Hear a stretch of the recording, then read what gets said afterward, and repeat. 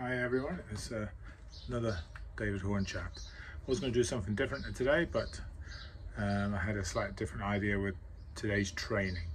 Wanted to introduce snapping back into my training. Haven't really done anything since last year in the way of hefty snapping, mainly due to my feet being such a problem, and obviously taking on board arm wrestling, so it's kind of like you train the shifts.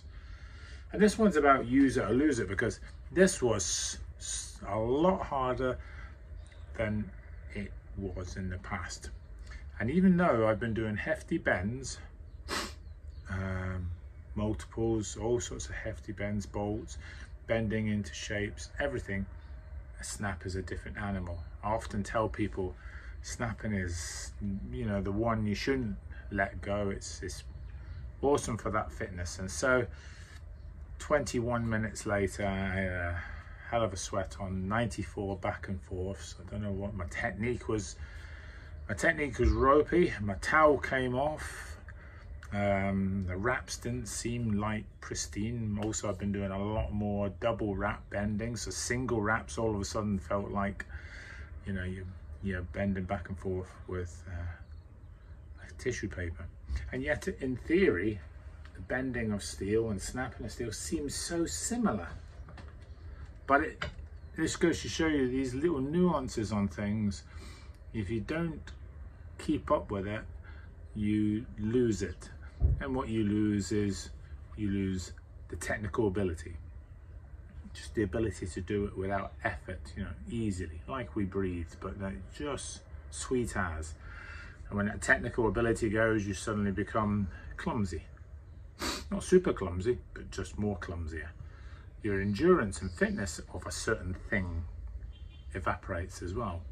Your strength of a certain thing, even though you can be stronger, like, for instance, if you're doing powerlifting, bench deadlifts, but then you suddenly go to high rep deadlifts, it's different.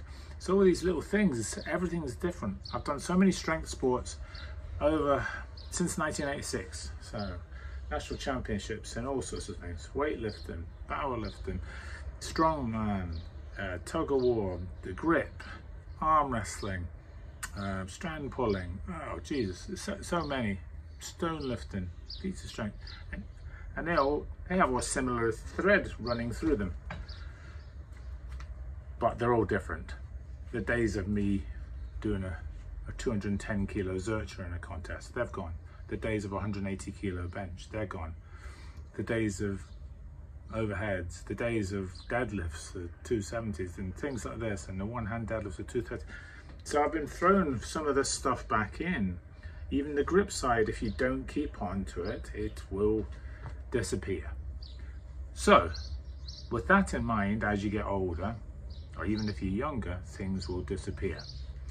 So maybe it's always useful to sort of think of which things don't I want to disappear, which ones are important that I'll keep on, even only a percentage in each training schedule, so that when you roll back onto it, maybe in 6 months, 1 year time, you're still up and running. That's worthwhile thinking. So which things are important as you get further along in your physical culture journey? Fitness, agility, endurance, flexibility, strength, all these. And they're all got a part to play, so it's worth me, just today's was slightly different. Maybe don't let some of these ones slip. Use it or lose it, and keep those areas, premium. So for me, snaps are back in. The thing is, I worked really hard today, snapped them, got a hell of a sweat on, absolutely soaked, knackered.